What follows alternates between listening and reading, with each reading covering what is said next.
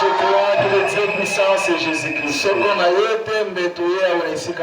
Sans lui, nous ne serons pas dans cet endroit. Je crois que nous sommes protégés, c'est pourquoi nous sommes venus.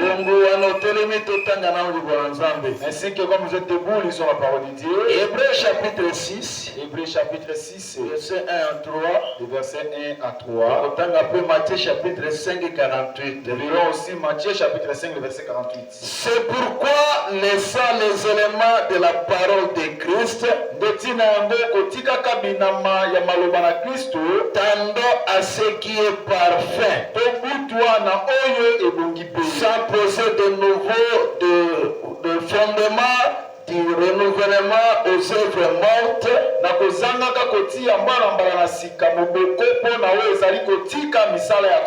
de la foi en Dieu, de la doctrine de baptême,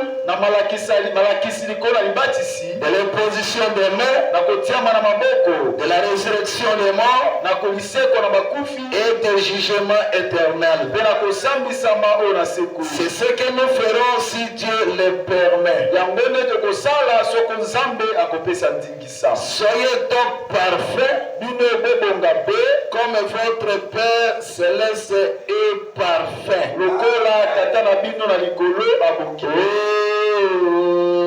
Je l'aime.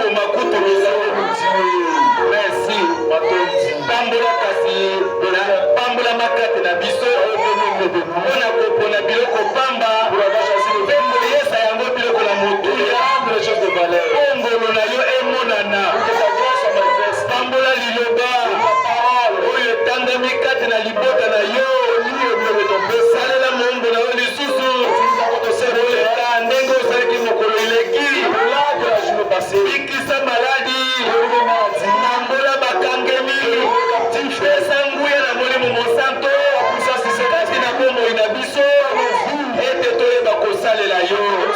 servir. somo na yo tonda na mitema na biso ete tobanga yo totambola elongo na yo petola makanisi na biso ata na bandoto mabe oyo tomonaki oyo esuyaki biso na mokano na biso te me na satana na makila na yo eza na nguya ekomba masumu nyonso na makanisi na biso epetola biso tobonga kwa ete yo ebongi kwa mpe tobonga kwa mpona kokokisa liloba na yo.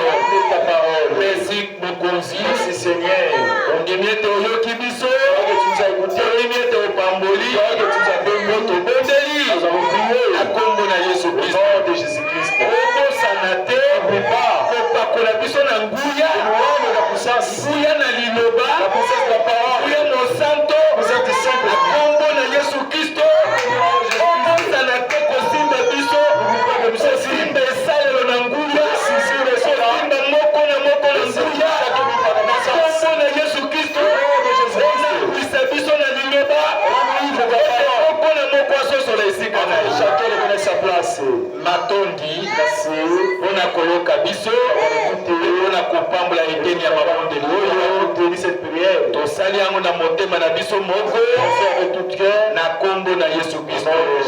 Amen. Jambe la likolo apambola yo. Que le Dieu du ciel vous bénisse. Moi je vous souhaite bon appétit. Pasteur Lilonga alobaki na pesa yo mbote. Le pasteur Lilonga alobaki mwana kusalimia. Pasteur David alobaki na pesa yo mbote. Pasteur David alobaki na kusalimia. Ebele ba pesa ki yo mbote. Vous de bien aimer vous saluer na pesa yo mbote. Moi aussi je vous salue. Na pesa yo mbote. Je vous salue. Na pesa ni mbote na ngai mbote. Je salue ma famille. Na pesa pasteur Honoré mbote. Je salue le pasteur Honoré.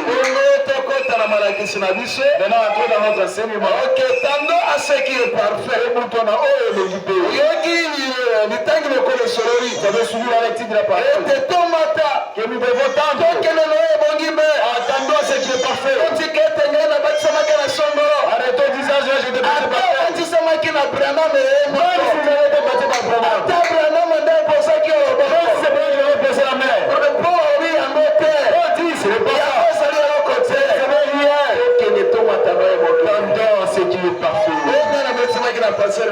c'est ce que moi j'ai parlé.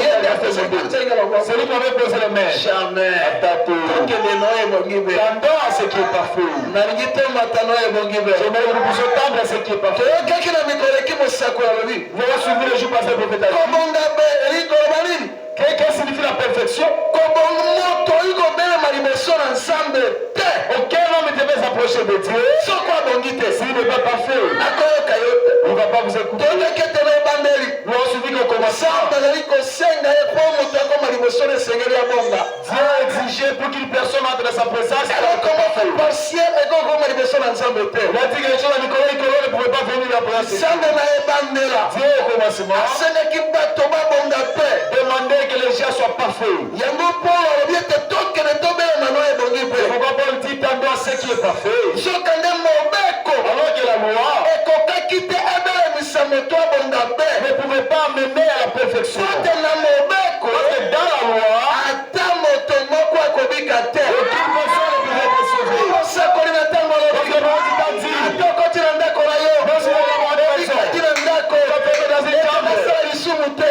dit, nous allons mal passer. C'est toujours un péché. Amen. Quand sera-t-il le voir et l'écoute et tout ce que vous écoutez? Dans la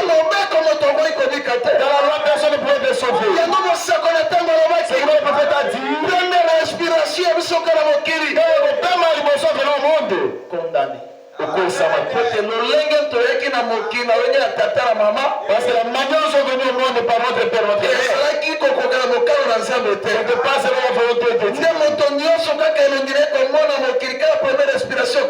C'est pourquoi toute personne à sa naissance, c'est que Père à Père à l'émotion, à quoi il s'est maquillé. C'est pourquoi l'homme dit dans le dit, j'ai commis beaucoup d'erreurs. Et à chaque fois je suis en vie, à tout moment que vous êtes en vie, nous commettrons en toujours des erreurs. Kasi soko na sali libunga. Et si je commets une erreur, Molimo mosanto alobi na ngai ezali libunga. et le Saint-Esprit me dit que c'est mauvais. Mosako la lobi j'aimerais pas à l'instant même. Le prophète dit, nazalaki kobongola motema kaka na ntango wana. Azali kozela lobi te. Il n'attendait pas t'aimer. Mosoli Bible lobi. La Bible dit, Nanga na mokristo koma na pokwa te. la colère d'un chrétien n'arrive pas Parce ce que soir. comme na pokwa Aussitôt arrivé le soir, et comme il sont. c'est devenu un péché. Siko soki elali. Maintenant, si nous tournons avec Siko soki mkando zala depuis 1800 1900. si cette colère qui a daté depuis 1800, Obondela nzamba yoka te. et vous priez Dieu, ne vous écoutez Bible pas. ete nzamba ayemeleka mabonde na basumu kite. La Bible dit Dieu ne répond pas aux prières de Bongo péché. tosuka ikoloba ete kobonga bezali nini? Nous sommes limités à dire qu'est-ce que la perfection. Tosukaki ete kobonga be ezali kose repentir. Nous sommes limités en disant que la perfection est allée comme la Na koyambola kobongisa yango nde ezali kobelemisa biso na kobonga. confesser, arranger les choses, c'est ce qui nous amène à atteindre ce qui est Na possible. ntango nyonso mokristo azali koyambola azali kobongisa na ntango wana mpe azali kokoma kobonga be. À tout moment qu'un chrétien confesse et qu'il arrange sa vie, c'est à ce moment-là qu'il devient parfait. Biso tokokola basantu na lola te. Nous ne devenons pas saints au ciel. Tokokola basantu tozala na mokili. Nous devenons saints, il est sur la terre. Biso bato ya masumu tokomi mona awa. C'est vraiment nous le péché que nous voyons. Biso nde tokozala na lola. C'est seulement nous qui serons au ciel. Soki biso tozala tozala awa te banani bakozala. Frère, si nous nous entreprenons, c'est qui sera au ciel? Yokanisi banani bakozala Vous awa. pensez qui sera au ciel? Amen. Amen. Yango moseko alobi. Le prophète dit, Na lolenge na kobika. de la façon de vivre, Lolenge ata na ngai ezali malamu te. même ma façon n'est pas bonne. Ezali peto te. Ce n'est pas aussi pire, Ebongi ata te. pas aussi digne. Nakoki kosala makasi moko te mpo na koma mokristo. Il a dit, je ne prends pas exercer des forces pour devenir chrétien. Kasi Mais Kriste Christ, azali kobika kati na ngai. celui qui vit à moi, Soko nasali libunga. si je commets une erreur, Yango ezali koningisa kotungisa ngai makasi. cela me tourmente tellement. Yango ekoki na yambola mokolo nyonso. C'est pourquoi il me faut confesser chaque jour. Soko natutaki libaku na ntongo na koya na yango te fo nabongisa. Si je trébuchais le matin, je ne m'endormirai jamais sans s'arranger.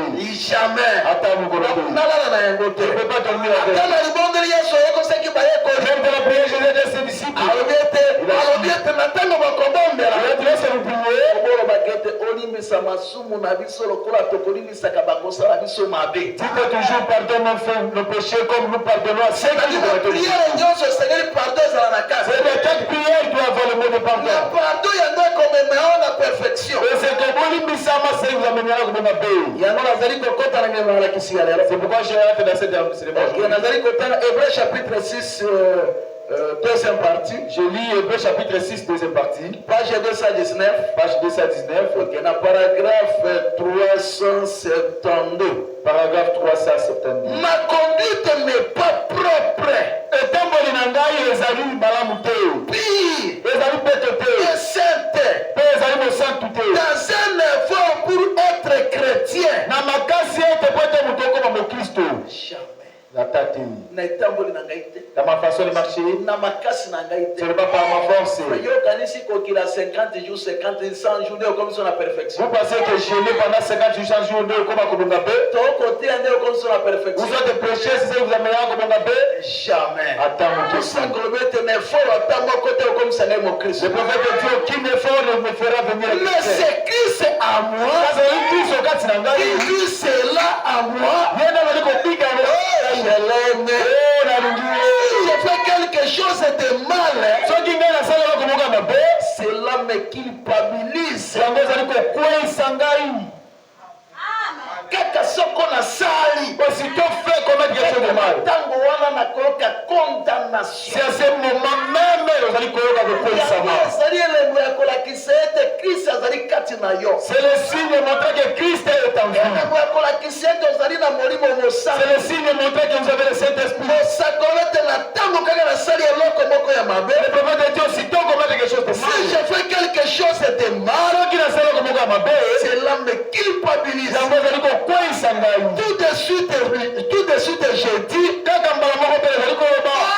Dieu, pardonne-moi. Tous les jours, je dois demander pardon.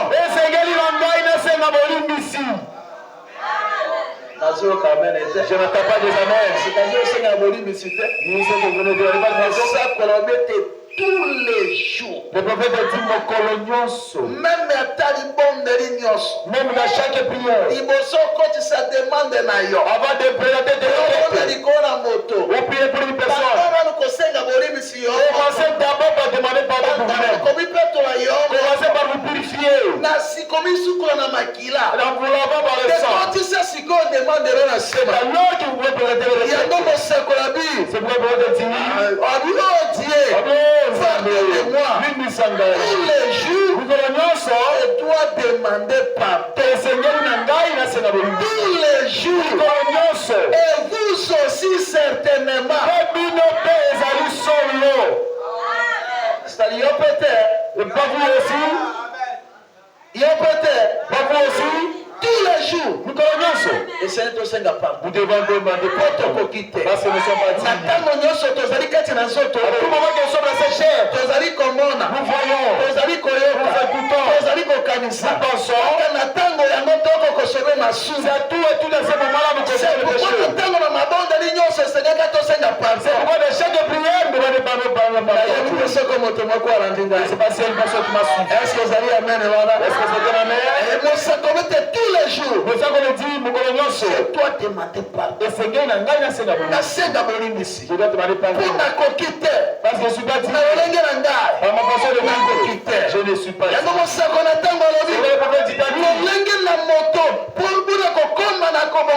La manière pour une personne d'atteindre la perfection, une seule façon pour une personne d'atteindre la perfection, une seule façon pour nous de nous approcher de Dieu, unique façon pour nous de nous approcher de Dieu. Le prophète dit, nous devons devenir parfaits. Nous ne sommes pas parfaits au ciel. Nous devenons parfaits ici sur la terre. Amen. Amen. Il peut arriver que vous avez condamné. Les gens resteront en train de condamner. Mais les siens ne vont plus se pécher. Alors que Saul, lorsqu'il s'est répandu, la Bible dit, lorsqu'il a commencé à évangéliser, les gens le fouillaient. Pourquoi? Il lui est pité de sa situation. Lorsqu'une personne a demandé pardon, c'est fini. C'est là que j'étais dans la commençana. Je ne sais pas si vous me suivez. Celui qui me suit soit béni. Celui qui me suit soit béni. Hébreux chapitre 7, première partie. Je suis en train de lire dans Hébreux chapitre 7, première partie. Page 283. Page 283. C'est là que je suis. La paragraphe 31. Paragraphe 31. Ok, Hébreux chapitre 7. Hébreux chapitre 7. Ok, la première partie. Première partie. 283. Page 283. C'est là que je suis en train de lire. Ok. Est-ce que vous voulez que je puisse le lire? Ok, la paragraphe 31a. Paragraphe 31a. Dieu peut seulement agir à travers la perfection.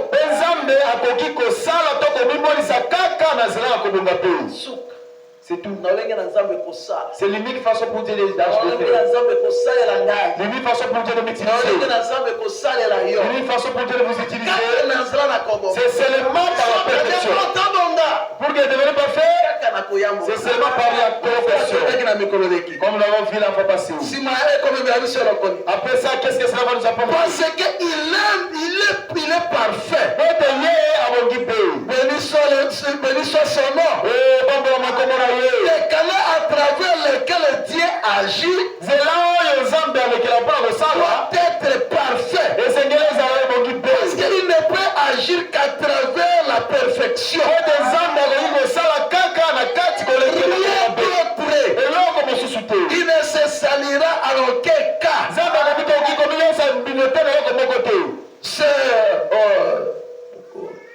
C'est d'ailleurs pour ça que Jésus est venu ôter nos péchés. Afin que nous soyons amenés à la perfection. Pour que Dieu puisse agir à travers son église. Voilà le secret. ça commettre voilà le secret. Le prophète dit la monde c'est pour Zamba ça kolekela losambo na ye. C'est pour que Dieu agisse au travers de cette église. C'est pour Zamba akita. C'est pour que Dieu descende. C'est pour que losambo etambola ensemble. C'est pour que l'église marche avec Dieu. Seulement par la confession. Seulement par la perfection. Parce que c'est ça la voie par laquelle il passe. C'est ça le canal par lequel il a fait. Je ne sais pas si c'était la mer. Je ne sais pas si c'était la mer. Mais là, lorsqu'il besoin de confesser, il besoin de confesser. Qu'est-ce que cela lui a valu apporter? Qu'est-ce que la perfection va lui apporter? C'est là que je veux continuer. C'est là que nous allons commencer. Hébreux chapitre 5 et 6, première partie. Hébreux chapitre 5 et 6, première partie. Dans le paragraphe 133. De ce paragraphe 133. Car où il y a des langues, elles cesseront. Où il y a des prophéties, cela prendra fin. Mais quand ce qui est parfait sera venu, ce qui est partiel disparaîtra. Voyez-vous, encore c'est parfait. Qu'est-ce qui est parfait? L'amour. C'est tout ce que je veux. Qu'est-ce qui est parfait? L'amour. Si je me limite là, est-ce que je n'ai pas péché? Je ne vais pas parler. Ce qui est parfait, c'est seulement l'amour. Oh là là. Qu'est-ce que l'amour? Dieu. Dites-moi amen. Dites-moi amen. Laissons de côté toutes ces petites œuvres mortes et de ces ordonnances. Rendons à ce qui est parfait. Voyez-vous, nous sommes rendus parfaits par Christ. Comment y entrons-nous? Les baptêmes du Saint-Esprit. C'est les baptêmes du Saint-Esprit.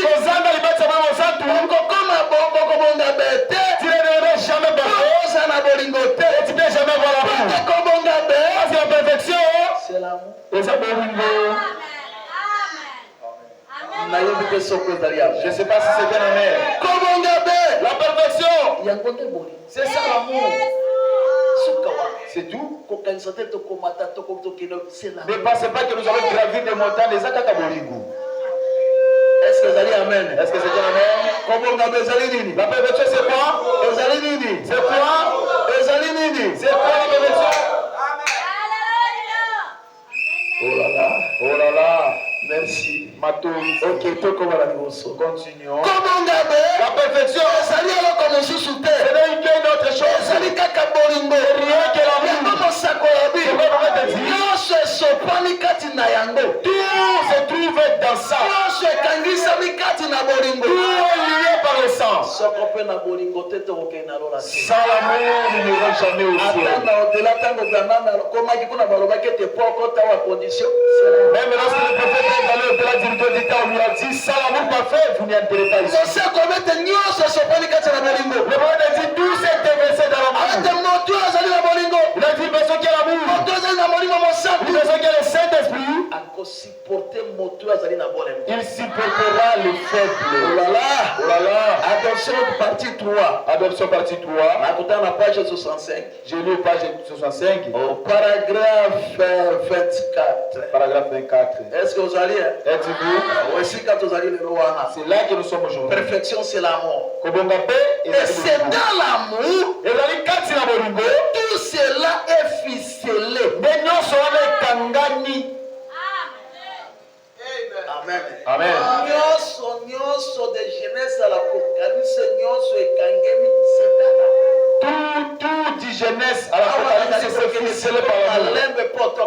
Ici je continue mollo pour que nous puissions bien. Ceci. Et on a cherché à l'enseigner bien des fois. Et sans doute que des grands théologiens sont allés beaucoup plus en profondeur que moi.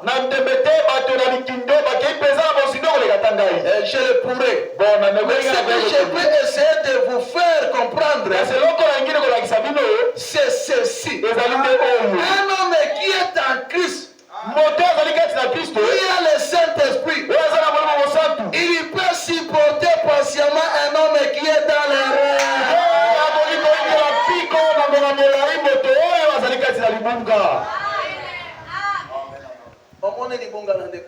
Vous voyez le rêve de votre frère.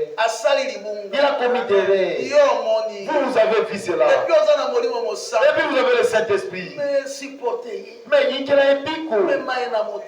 Patientez-le. Si l'empereur peut être bien aimé que vous avez mal parlé de lui, je ne sais pas s'il va encore continuer à vous aimer. Amen. Amen. Je suis en train de réclamer ça. Le prophète a dit nous avons essayé d'enseigner cela dans la un homme qui est en Christ, qui a le Saint-Esprit, il peut supporter patiemment un homme qui est dans les rêves. Il est longanime. Est-ce que les longanimes sont ici? Il s'était. Il fait comme s'il n'a pas vu. Il regarde ne commencez pas à vous fâcher. Ne commencez pas à parler. D'abord de l'humanité. Et de la persévérance. Tous les bienfaits qu'il a fait, c'est seulement une erreur qui peut tuer tout cet amour. C'est avec ça que vous allez chasser.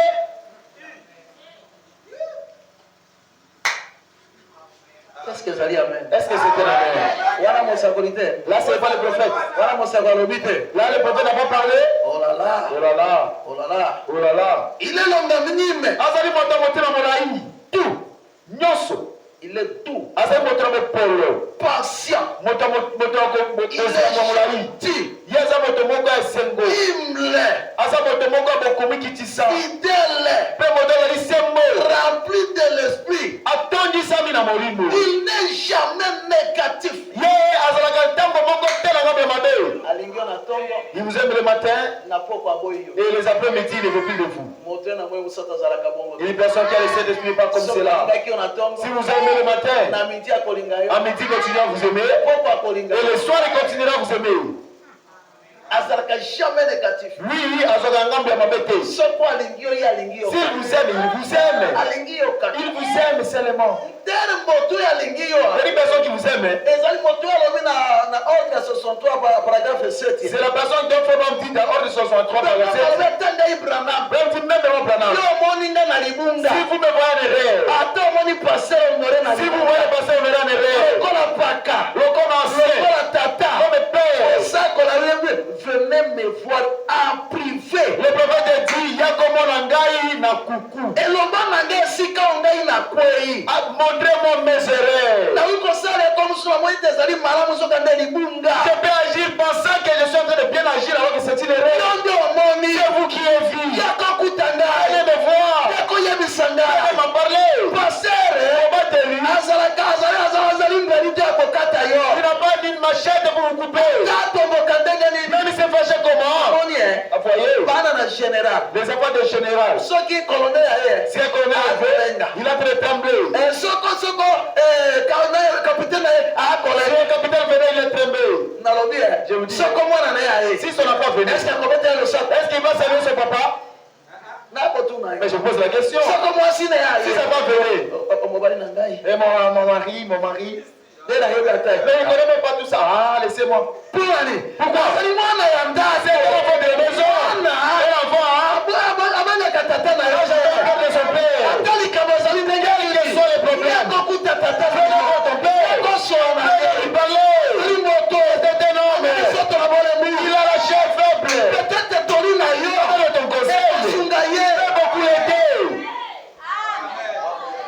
Je ne sais pas si c'est une personne qui a pu me suivre. Et celui qui me suit soit béni. Et celui qui me suit soit béni. Vous ne pouvez pas craindre votre père.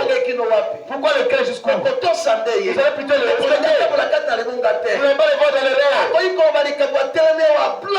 Il peut se tenir ici, il crie sur vous. Il est père. Il ne sortira pas votre père. Il ne sortira pas son enfant. C'est vrai que vous avez dit. Il a dit même si le papa frappait les enfants, tous les enfants fuient. Malgré les soirs, et l'enfant de voisin, il dit l'enfant de voisin, il ne veut même pas supporter la méchanceté de papa.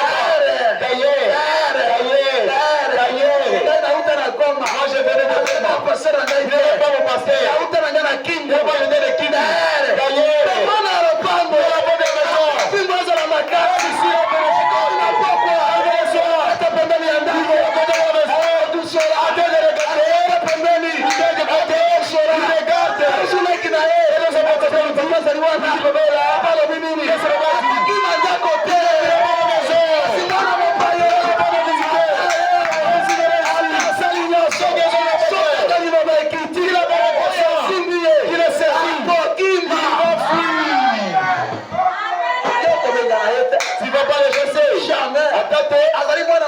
C'était visiteur. Il va fuir. Parce qu'il n'est pas enfant de la maison. L'enfant de la maison. Même si son papa est méchant, quel niveau. C'est vous qui voyez cette méchanceté. Mais lui ne veut pas tout ça. Il dit, si c'était peut-être que notre méchanceté à nous le pasteur, c'est que nous avons c'est la chair. Et que nos enfants obéissaient cela. Mais Jésus devait déjà revenir.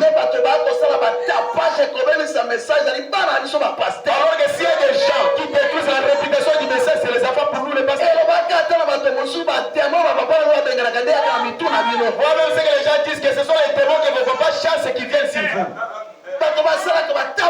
Il y a des gens qui font beaucoup de tapage. Ils font beaucoup de choses. Mais le pasteur ne va pas envoyer. S'il a engendré la voix de corps, il n'a pas engendré l'esprit. Il a comme un hypocrite, mon corps c'est son père. Vous verrez la voix du pasteur déjà avec une vente gonflée. Maintenant, vous, au lieu de voir l'enfant, vous voyez, et qu'est-ce que le pasteur va faire? Vous pensez que le ministère du pasteur sera détruit à cause de ses enfants? Qui vous a dit ça? Quel jour? Que Dieu vous assiste. Il n'est jamais négatif. Il est toujours positif. C'est une personne échangée. Bien aimé. Comme moi j'ai choisi bénédiction avec mon église. On ne choisit pas les corps et les paroles de mon pasteur.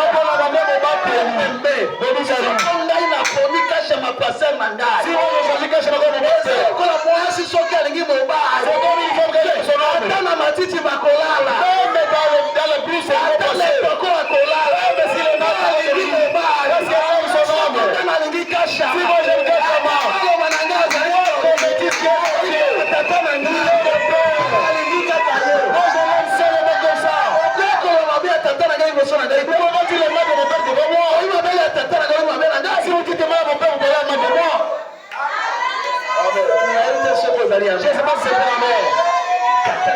Mon père et moi, même s'il est ouf, il rit les illuminaires.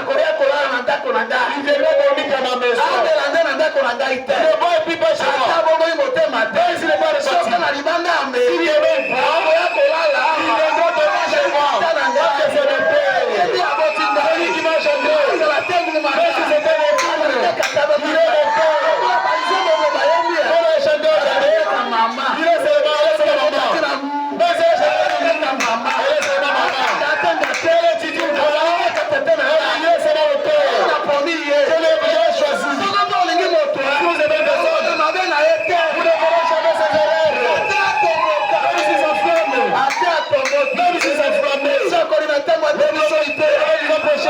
À qui et pas ma nani. À qui nous encore? Même si vous ouvrez, vous venez.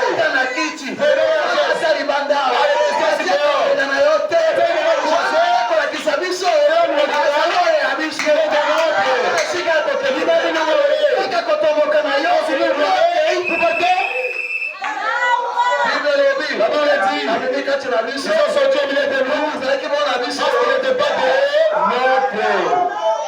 Atali ngana ndenge nini. Même si on sort avec puissance. Jamais. Attaque. Tobi mawana te. Ils ne sortiront pas de là. Aki iliombe. Et pas une nani de Tous les super nana. Tous les super nana. Kosa kona tango lobi. Le roi d'Idati. L'amour. Olivier. Kosa na te. N'oubliez pas. C'est na yo. Je vous ai parlé. L'affection c'est l'amour. C'est mon appel. C'est pourquoi je fais l'amour authentique et correctif.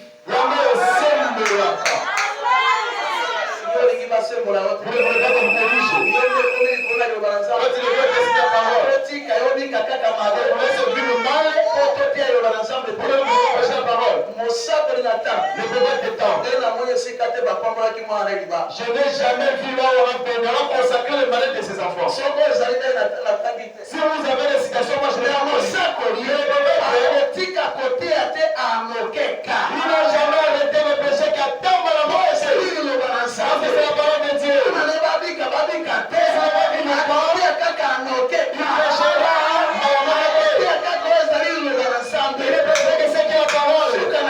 C'est tout ce qu'il faut. Je ne dirais pas voir. Comme mes enfants ne vivent pas la parole, je commence à déroger l'église. Attends mon kéké. Attends la raison de mon côté. Atikali wana. Vous allez rester là. Akweka kasembelio. Vous viendrez seulement vous redresser. Moni Voyez, na mosako lia. le prophète, Abaliko sola. il est en train de parler Yoko na ndeko moko. avec un bien-aimé. Mosako bete moni ndeko mwasi wana kobala yete. Le prophète a dit, tu vois cette sœur-là, ne la mariez pas. Mosako ayebaki pourquoi. Le prophète savait Mais qu'il ndeko avait ayebaki te. mais le frère ne savait pas. Ndeko wana lobi na mosako lia. C'est vrai, c'est Na balete na kokufa. si je ne pousse pas cette fille, je vais mourir. Ah pour kufa te. Ah, pour ne pas mourir, Kende kobala. va l'épouser. Conséquence koloba na. Mais si Manango est Koya, Parce que ça ne va pas se tourner. pas catholique. Parce qu'il y a des gens qui n'écoutent pas le conseil. Si tu n'écoutes pas le conseil, tu ne vas pas te chasser.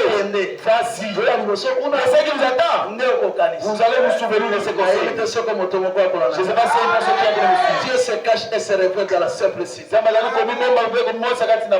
Page 9, 52 paragraphe. Paragraphe 51. Est-ce que vous allez? Est-ce que vous y êtes? Ok, tangela ngai mosakoli wana. Lisez-moi le prophète. Mosakoli benini? Qu'est-ce que le prophète dit? Atoko swali kola kobonga benge ezali kaka bolingo. Nous sommes en train de parler que la perfection, ce n'est que l'amour. Etokeye. Nous sommes au paragraphe 52. Ok. Rappelez-vous, Kanisa, l'amour est correctif.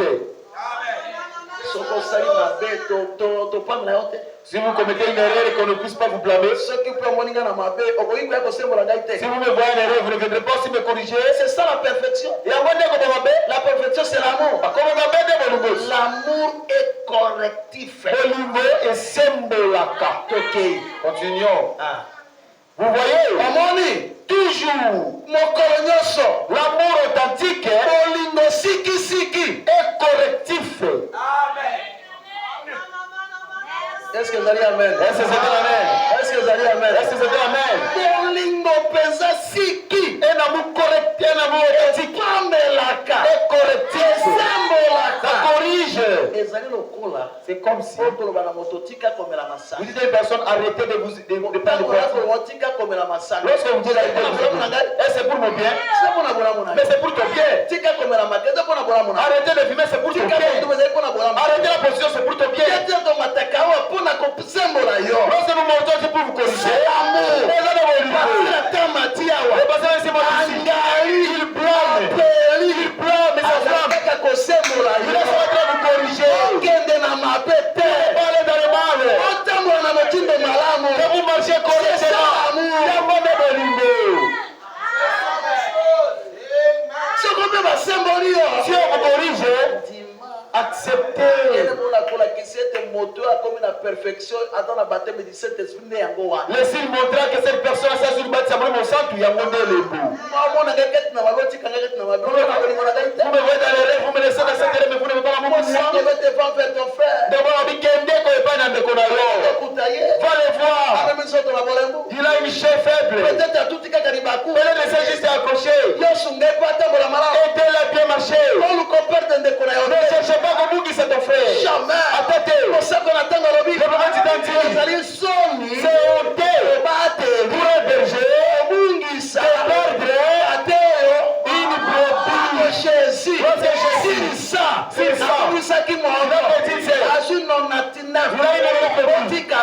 Restez ici. Jusqu'à la seule force là. Il cherche l'unique brebis. Amen. Amen. Ne changez pas de votre bien-aimé. Ça ne sera pas une bonne chose. Et on continue ici. Vous voyez sortir à l'église. Ton bien-aimé est à l'église catholique. Bien-aimé, ça sera bien. Il vient de prier là-bas. Vous sortez de l'église, vous le voyez sortir de BMS. Vous êtes en train de communier avec Christ, vous mangez la Sainte Seine ensemble, mais vous le voyez sortir chez les méthodistes. Demandez est-ce que ça va bien? Aidez-le! Ne cherchez pas que ton frère soit perdu. Tu n'as pas encore aidé. Vous laissez pas le pasteur Ngonde, il donnait un conseil. Avant de trancher les problèmes des filles d'autrui, élevez d'abord tes propres filles. Vous pensez que vos filles seront mariées aux anges? Peut-être que le vôtre ne sont même pas visibles. Mais vous êtes là pour le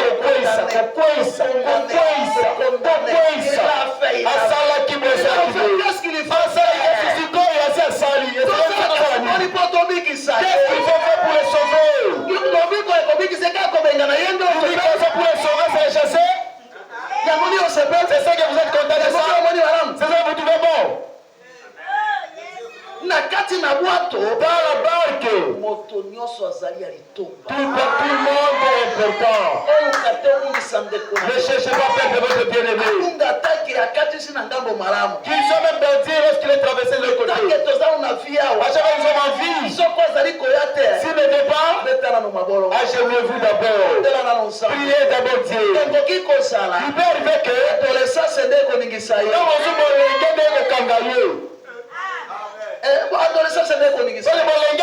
quoi? Nous sommes mariés parce que nous ayons bilingué. Vous pensez que si vous êtes vraiment dans un message comme ça, nous devons nous marier comme ça? C'est vraiment lorsque du coup nous avons cédé et puis nous sommes ainsi mariés. Le prophète a dit, il a dit, les alliés quelqu'un, nous devons beaucoup prier pour les enfants. Là, il y a déjà de la folie. La fille commence à avoir les serres. Un peu de fesses commence à pousser. Moi aussi, je deviens une personne. Et en passant, on la demande. C'est fini. C'est fini. Elle commence à avoir des troubles. Elle demande pourquoi il n'y a pas de syllabus. En dehors, il reçoit les syllabus. Vous pensez qu'il va faire quoi? C'est un âge de beaucoup prier pour les enfants. Lorsque le bien-aimé ne soit pas content, nous sommes dans le voyage. Le chemin est très long. Le chemin est beaucoup éloigné.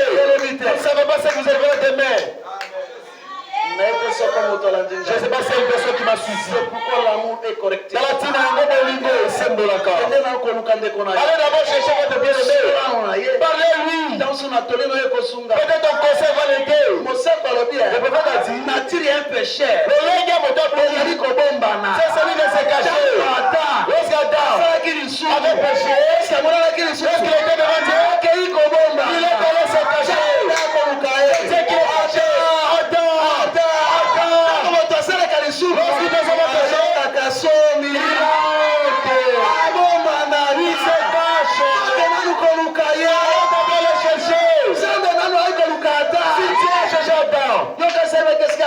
Toi tu penses que Dieu ne savait pas où se trouvait Adam? Mais c'était l'amour qui le faisait. Jésus il se cachait. Il était caché aux yeux de Dieu. Je ne sais pas si une personne qui a donné me suivre. Écrivez cela dans les tableaux de votre cœur. Ça va beaucoup vous aider un jour. J'aimerais m'inviter tous les 5 ministères. Nous avons un pasteur, il y a un bateli, évangéliste, docteur, évangéliste. Docteur, prophète. Et Mosako. Ce qu'évangéliste est Matthias. Si un évangéliste est monté ici, c'est comme s'il y aura personne qui a été au ciel. Évangéliste, c'est ce qui est Matthias. L'évangéliste monte ici. On était depuis, on dit, ma sang de malade. Avant de construire de bien ici. Tu n'as jamais marqué un pas de l'évangile. Tant d'évangéliste est Matthias. Quand l'évangéliste monte, il monte, il monte. Il faut un pasteur qui monte. Alléluia. Alléluia. Alléluia. Alléluia. C'est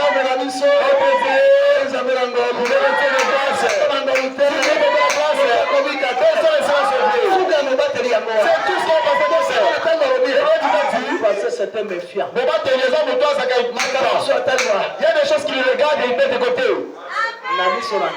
Devant mes yeux. Aujourd'hui, c'est ma commune. Une personne a volé le livret avec son frère. Ils sont venus ces jours-là, les bébés. On les appelait à la chair. Et puis la petite fille venait. Le pasteur m'en a dit. Mais cet enfant ici, mais on l'a séduite. Celle-ci n'a rien fait. La jeune fille est retournée. On a lu. Moi qui me regarde d'abord à Satan. Vous alors réfléchissez. Il a fait comme père. Je ne sais pas si c'était la même. Maman, une bonne mère. Même si elle travaille où? Aussi se retourner à la maison à 17h. Son souci, c'est de voir tous ses enfants. Mais je ne vois pas Josué, elle est partie. Elle est partie. Je ne vois pas Trésor. Non, il est là derrière. Son souci, c'est de voir tous ses enfants. Si elle va dormir, elle se pose des questions. Qu'est-ce qu'il y a? Elle a mal au ventre. Maintenant, même ce soir-là, on va prier.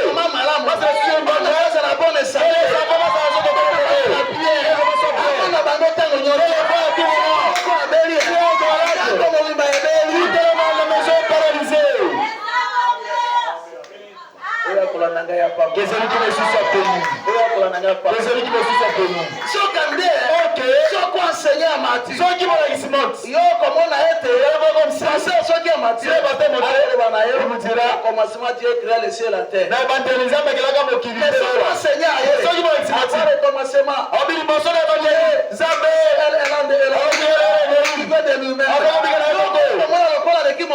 Je vois aussi des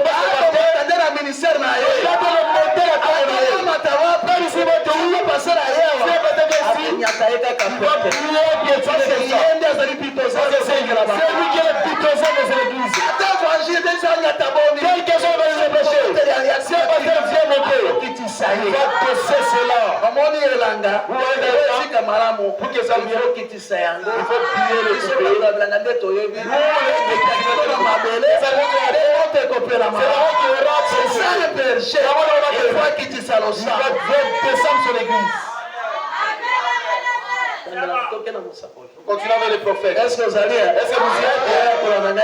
Et celui qui me suit soit béni. L'amour est correctif. Et alors, vous devez pouvoir supporter la correction. Tant qu'on peut pas vous corriger, supporter. Donc, supporter la correction. Il faut laisser un qui a pico. Papa me l'a eu. Quand on ne vous corrige pas, vous allez intouchable. Yo, comme il va s'y bagatelle. Attendez, vous allez moi. Toi, tu es enfant. Vous méritez le blâme. Même la Bible dit. Ne partez pas la foi des enfants. Votre fille, vous jouez, c'est vous tournez ma sac. Celui qui a la maison, tu l'as où il est encore. Il va tomber si c'est vrai. C'est ici sa maison. Il va dire où est-ce qu'il va aller. Il va rester ici. Je ne sais pas si les enfants de la maison me suivent. Est-ce que vous avez un père? Bible le dit, la Bible dit, c'est la Corinthienne. Même si vous avez 100 enseignants, mais un peu, il n'y a qu'un seul peu. Il n'y a pas de gens qui connaissent le langage de leur parole plus que ses enfants. C'est pourquoi ça me dit, même si vous êtes bête, il ne pouvait pas prendre une personne. Il a pris seulement Aaron. Il connaissait le langage de Moïse. Attends, si c'était. Il va savoir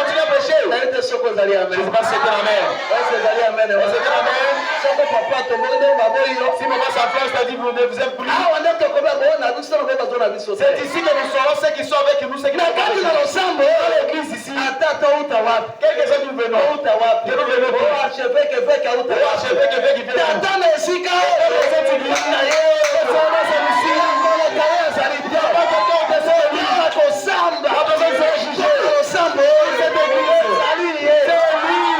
C'est pourquoi il faut veiller malamu liko na losambo.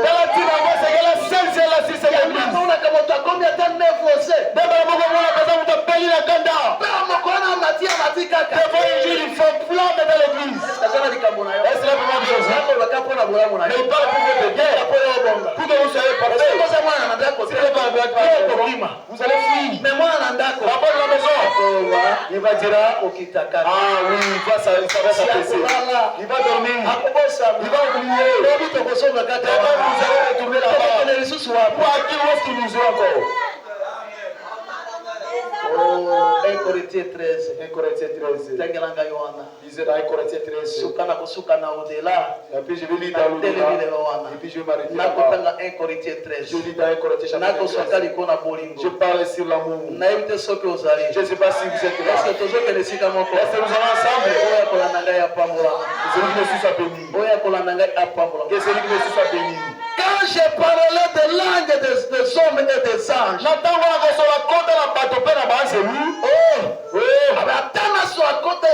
je parlais les langues des anges, que je parle la langue, si je n'ai pas la charité, je suis un erreur. Nazali pesa sembal Qui résonne, ozali kogogolera sembale qui retentisse. ongengele ezali konganga Quand j'aurai un don de prophétie, na ntango ozala likaba kopesa la bisakwadi science de tous les mystères, oyedi libomba de nyonso toute la connaissance, mpe boyedi nyonso quand j'aurai même toute la foi, ntango na kozala kondima nyonso jusqu'à transporter des montagnes, kino etela tombola ata bangomba je n'ai pas la charité, soki naza bolingo te je ne suis rien. nazali eloko te Quand je distribuerai tous mes biens atako na kokaba bozwi nanga pour nyonso la nourriture, mpona kopesa bilei les pauvres, epai na babola je livrerai même mon corps pour être brûlé. atako na kopesa nzoto na ngai mbeka po ete etumbama Si je n'ai pas l'amour, soko nazala bolingo te cela ne me sert à rien. yango ekosungana na eloko moko te La charité est patiente. bolingo eza motema molai Elle est pleine de bonté. yango etondi na moboto La charité est pleine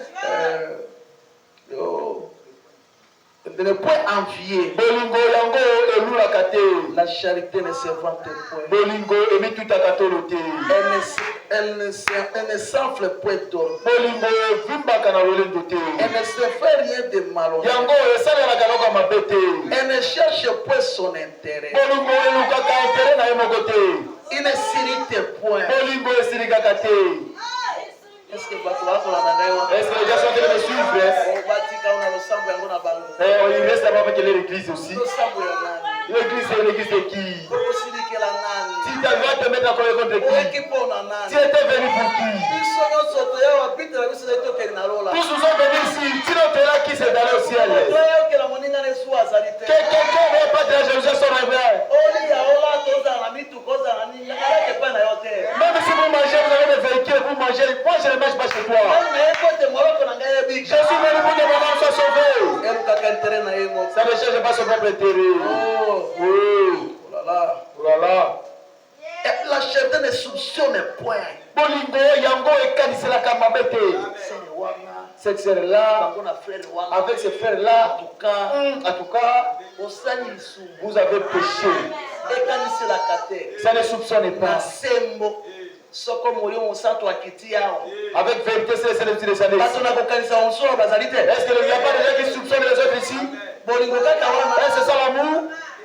C'est la profondeur qui appelle la Les profondeur. amis, Bosito, les mecs à Bosito. Soko sere ya lingi ngana lingi. Si cette sœur m'aime beaucoup, moi aussi je l'aime beaucoup. Tozona bolingo nde ya nzambe. Mais nous avons l'amour divin. Bana na nzambe nini lisusu. En dehors de Dieu, qu'est-ce que nous avons encore? Yo obela makana ngai te. Toi, tu ne t'approches pas de moi. Comment ça non ndenge. Comment je vais m'habituer avec vous? Oko kokoka na kokanisa. Vous êtes seulement avec moi avec les mauvaises pensées, avec des soupçons. C'est seulement une sœur. Azali kaka frère. Jésus, c'est un frère. Bana na wana nini lisusu. Au-delà de ça, qu'est-ce qu'il y a encore? Est-ce que vous avez déjà confessé ce péché? Êtes-vous déjà allé vers cette sœur-là? Êtes-vous déjà allé vers ce frère-là? Est-ce qu'il n'y a pas ce genre de personnes dans l'église ici? Mais le Saint-Esprit a yébi. Le Saint-Esprit vous connaît. Que celui qui me suit soit béni. Que celui qui me suit soit béni. Voilà. Elle ne se réjouit point de l'iniquité. Elle Elle ne se réjouit point de l'injustice. Mais elle se réjouit de la vérité. Elle esquisse tout. Elle esquisse tout. J'avais très mal passé de tout. Une personne qui a l'amour, il va te pardonner. Les choses ne vont pas continuer. Les gens ne vont pas attendre de ça. Elle croit tout. Elle espère tout. Elle supporte tout. La charité ne périt jamais. La prophétie prendra fin. Les langues cesseront. La connaissance disparaîtra. Tout disparaîtra. Ce qui restera, c'est seulement l'amour. Je demande à Dieu qui te donne l'amour. L'amour couvrirait beaucoup de péchés. Ne te montrons pas les erreurs de nos frères. Il te montre seulement les bonnes choses. Je ne sais pas si il y aura le temps pour que je le lise. Au-delà du rideau du temps. Prêché le 5 mars 61. Et termine le 5 mars 1961. Paragraphe 55. Paragraphe 55. Traduction à la voix de Dieu. Traduction à la voix de Dieu.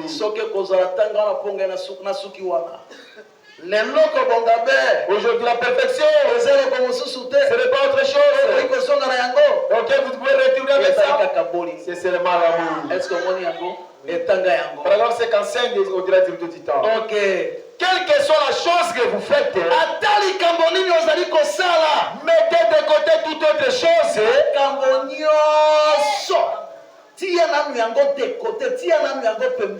Jusqu'à ce que vous ayez l'amour parfait. Amen. Amen.